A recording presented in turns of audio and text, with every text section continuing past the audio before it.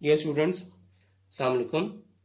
In previous lecture, we used Debye model to find out the specific heat of solids, and we saw that the Debye model not only accurately predicted the high temperature limit of specific heat, but he was also able to find low temperature T cube dependence. So before moving forward, I want to discuss few important points that why Debye was able to successfully find the low temperature T cube dependence of specific heat. And the reason is that we know that at low temperatures, only long wavelength acoustic modes are excited, and those modes have energies less than kBt.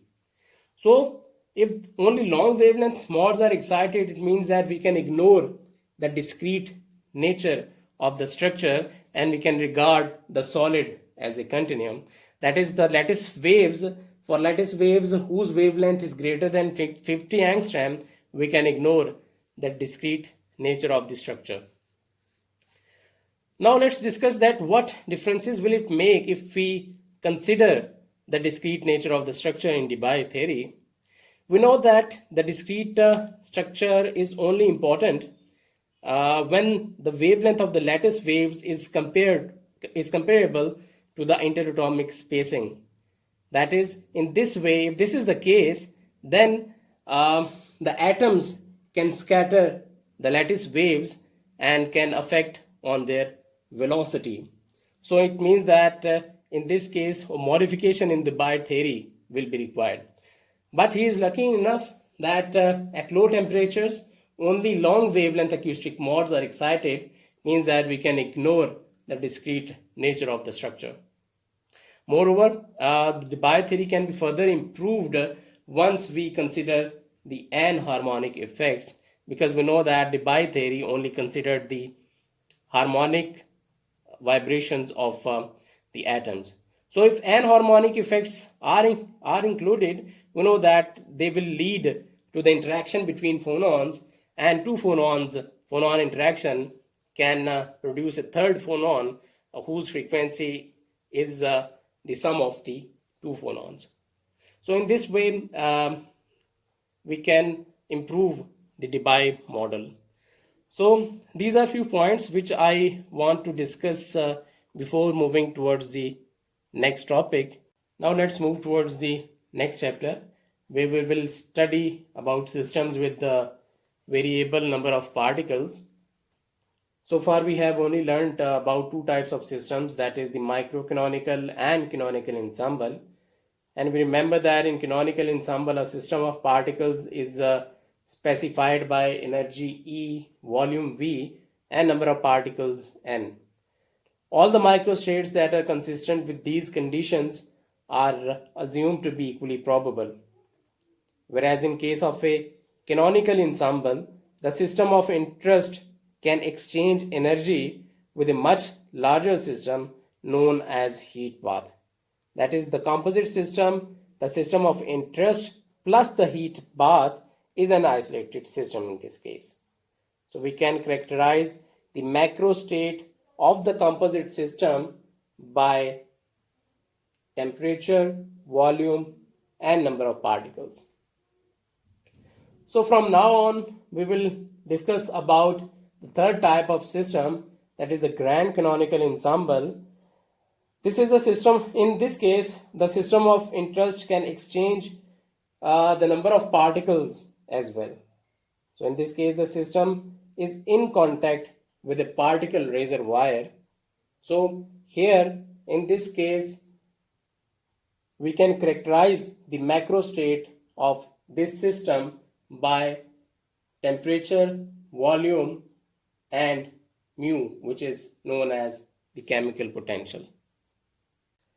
So there can be two ways in which systems can exchange a particle. Here is the first case, where we can have two compartments, that is system A and system B. Both of these compartments contain argon atoms, whereas the density of argon atom is higher in compartment A and it is less in compartment B. Both these compartments are separated by a semi-permeable membrane, which will allow some of the particles to exchange between these two systems. And since there is a density difference, so this density difference will drive some of the particles to exchange between these two systems. Moreover, we can say that the total number of atoms in compartment A plus the total number of atoms in compartment B will remain fixed. That is, any change in the number of atoms in compartment A plus the change in the number of atoms in compartment B will be equal to 0, which implies that dNA by dNB is equals to -1. That is, any increase in number of atoms in compartment A is equals to a decrease in the number of atoms in compartment B. Similarly, we can have a second situation where there is some kind of chemical reaction which is going on in this sealed vessel. That is, C, we have some atoms C and some atoms D which are reacting with each other to form a molecule CD. So the total number of each atoms in this vessel will remain constant. Moreover, the number of C as atoms plus the number of C forming part of the molecule is fixed. That is, NC plus NCD is equals to constant. Similarly, the number of D as atoms plus the number of D forming part of the molecule is fixed. That is, NC plus NCD is equals to constant. So it means that there are two conservation laws for the reacting gases. So again, we can write here is that any change in the number of C atoms plus change in the number of CD molecules equals to 0, and this will give you dNCD divided by dNC is equals to -1. That is, an increase in the number of CD molecule is equal to decrease in the number of C atoms. And similarly, the change in the number of D atoms plus the change in the number of CD molecule is equal to 0, which implies that dNCD by dND is equals to -1.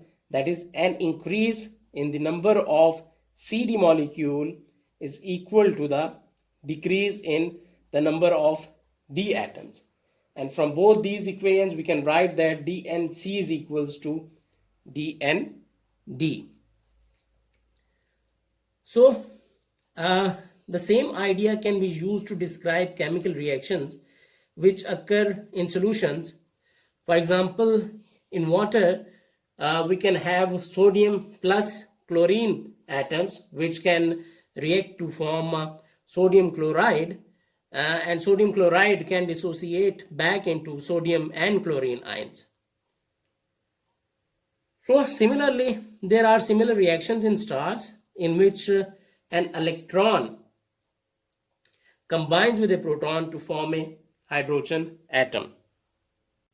As we are interested in the exchange of particles between systems, so we are curious to know that what basically drives the exchange of particles between the system.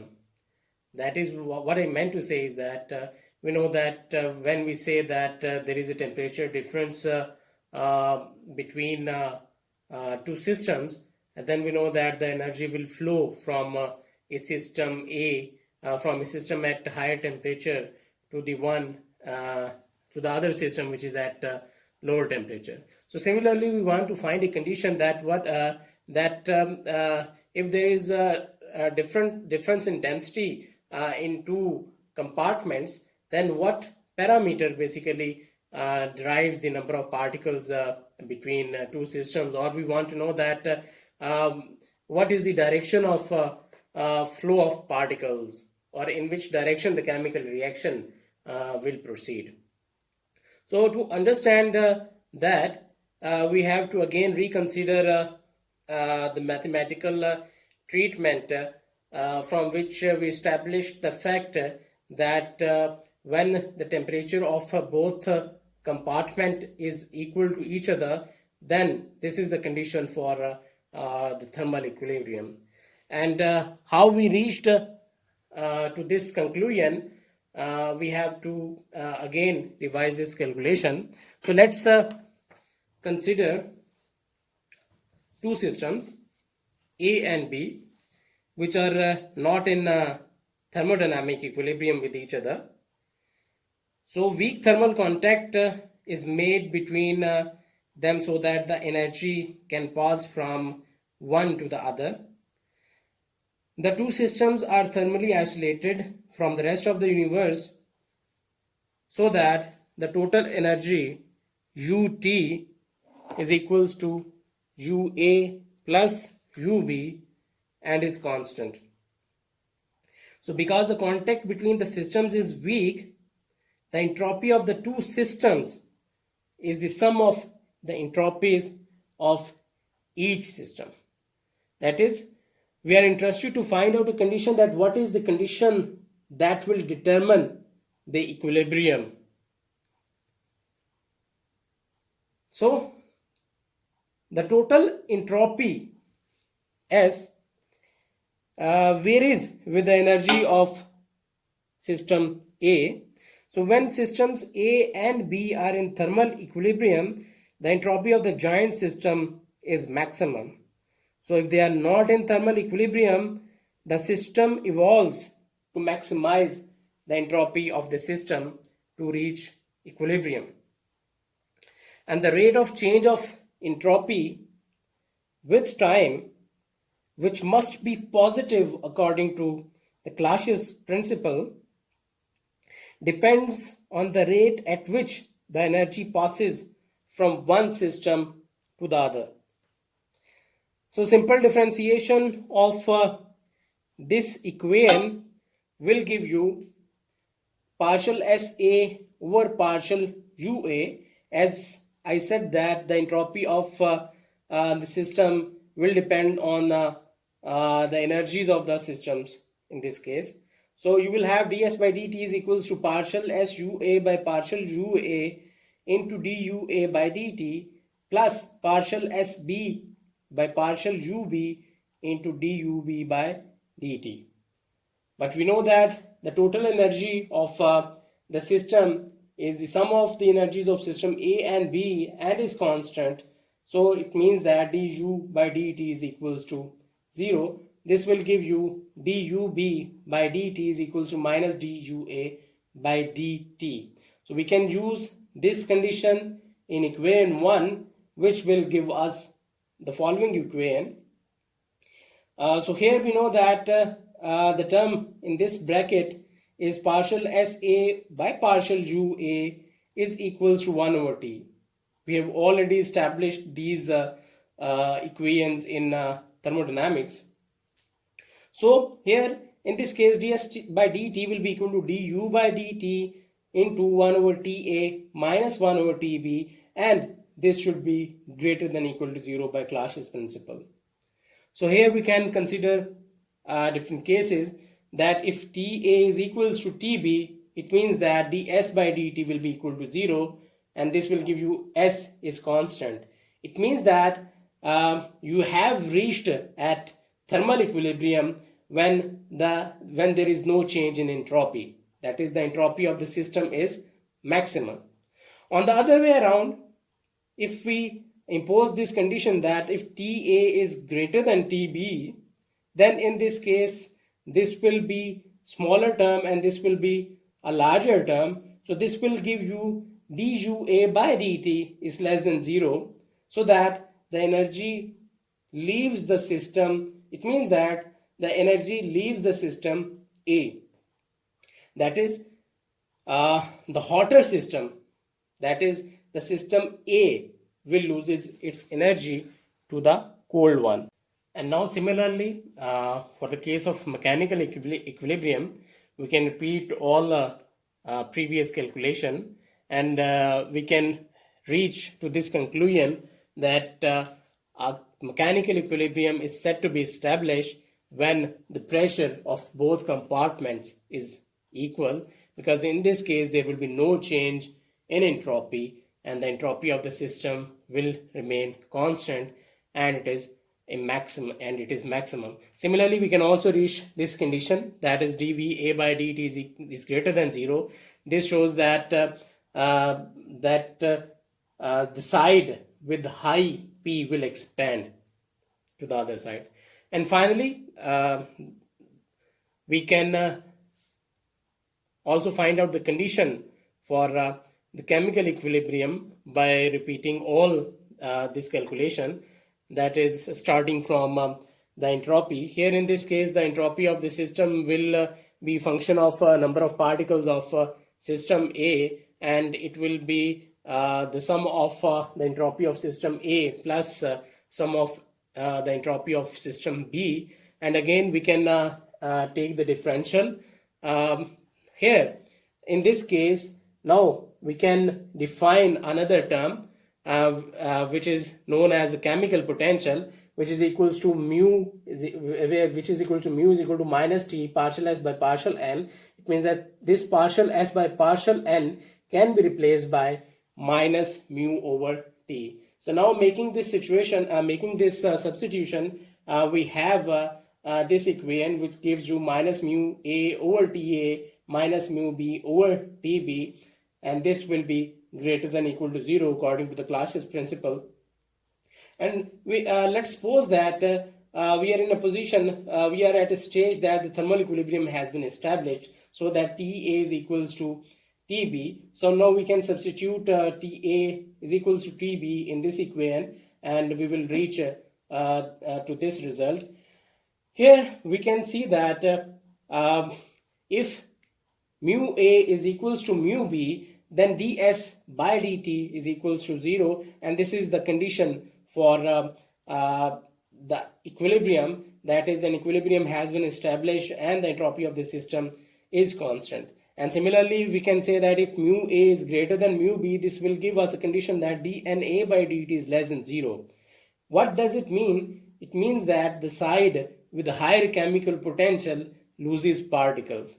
So it means that if there are a different number of particles in two compartments, then the number of particles will flow from the compartment where the chemical potential is higher to the compartment where the chemical potential is lower.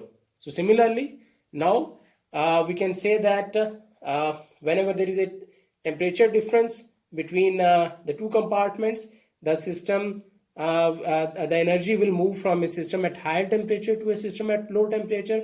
And similarly, in case of mechanical equilibrium, the side with high pressure will expand. And finally, for a variable number of particles, a system with higher chemical potential will move towards the system with lower chemical potential. So this is the direction of reactions.